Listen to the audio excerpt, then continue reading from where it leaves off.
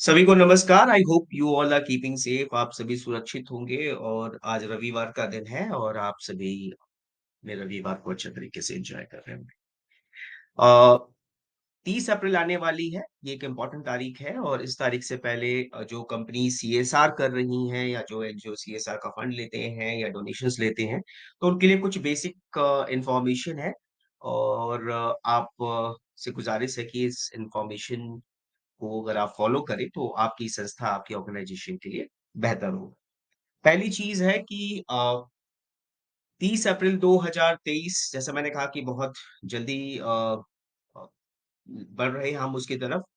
तो उससे पहले या 30 अप्रैल 2023 के खत्म होने से पहले ये इंश्योर आप कर लें, खासकर कंपनीज़ जो हैं, कि उनका जो सीएसआर फंड है, जो अनस्पेंट सीएसआर फंड है फाइनेंशियल ईयर 2022-23 के लिए, उसको जो है अनस्पेंट सीएसआर अकाउंट में ट्रांसफर कर दें। अगर आप ऐसा नहीं करते हैं, तो सेक्शन 135(7) के तहत हो सकता है पेनाल्टीज़ आपके ऊपर लग जाए।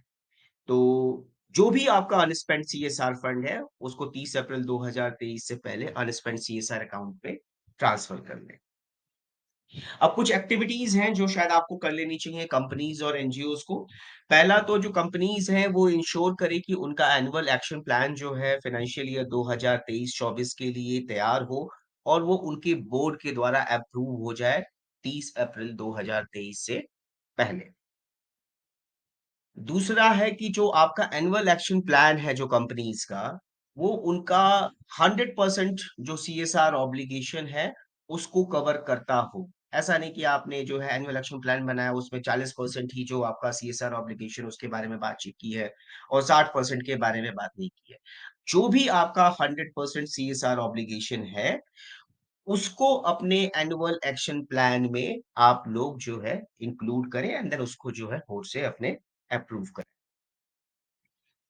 जो भी सीएसआर फंड एनजीओज़ को गए हैं कंपनीज़ की तरफ से, कंपनीज़ उनसे यूसीज़ ले लें, यूटिलाइजेशन सर्टिफिकेट ले लें और ये इंश्योर करें कि वो प्रॉपर यूटिलाइजेशन सर्टिफिकेट्स हो।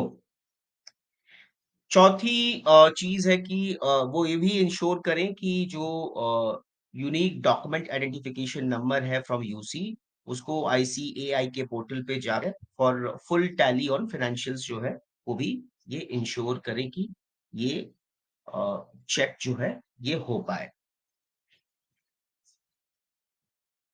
फिर जो एनजीओज़ को सीएसआर फंड गया है, मेक श्योर कि उन एनजीओज़ से आप जो कंपनीज़ हैं, वो प्रोग्रामेटिक रिपोर्ट ले लें फाइनेंशियल ईयर जो जिसके लिए आपने फंड दिया है और वो देखें कि जो प्रोग्रामेटिक रिपोर्ट है, जो एमओयू है और जो यूसी है, इनमें कोई अंतर नहीं दिखना चाहिए अनटिल एंड अनलेस कोई बीच में आपने चेंजेस किए हैं और उसके लिए प्रॉपर डॉक्यूमेंटेशन किया है।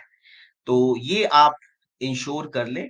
एक बेहतर इम्प्लीमेंटेशन वही होता है जिसमें एक बेहतर प्लानिंग होती है और उसके हिसाब से प्रोजेक्ट प्रपोज़ल होता है, एमओयू होता है एंड देन उसके हिसाब से आपकी प्रोग्रामेटिक रिपोर्ट जो है वो होती है और यूसी जो है वो आपके पास उस प्रोग्रामेटिक रिपोर्ट के आधार पे जो खर्चे हुए होते हैं सीएसआर फंड के जो एनजीओज़ ने किए होते हैं, वो होते हैं। तो इनमें एक समानता होना, सिमिलैरिटी होना, दिखाना ये दिखाता है कि एक बेहतर इम्प्लीमेंटेशन हुआ है और वो इन लाइन जो हम एनजीओज़ और सीएसआर के तहत फंड के तहत जो प्लानिंग की एक्टिविटीज़ वो ही इम्प्लीमेंट हुई हैं। वो बिना किसी अप्रूवल या बिना किसी अ, चेंजेस के वो चीज़ें नहीं हुई हैं। तो एक अच्छा इम्प्लीमेंटेशन मैं ये कहूँगा मेरा मानना है कि जिसमें आपका प्रपोज़ल, आपकी प्रोग्रामेटिक रिपोर्ट, आपका एमओयू और आपका यूसी लगभग एक ही चीज़ें बात करते हैं।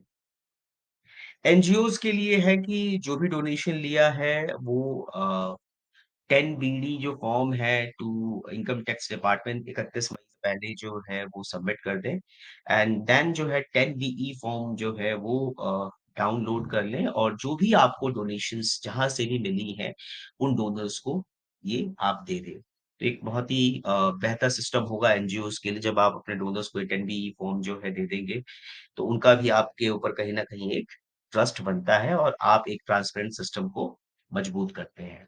तो ये कुछ बेसिक चीज़ें हैं जो 30 अप्रैल से पहले करनी है। ये जो एनजीओज़ के लिए है 10BE फॉर्म जो डोनर्स को देना है, वो जो है 31 मई तक का उसके लिए समय है। लेकिन मैं यही कहूँगा कि आप इसको जितनी जल्दी कर लें, उतना बेहतर है। आप अपनी तरफ से भी इस जानकारी को अलग-अलग पोर्टल्स पे जाकर, इनकम टैक्स की वेबसाइट पे, आईसीएआई की पोर्टल पे जाकर और डिफरेंट तरीके के नोटिफ़िकेशंस को पढ़ के भी वेरीफ़ाई और चेक कर सकते हैं।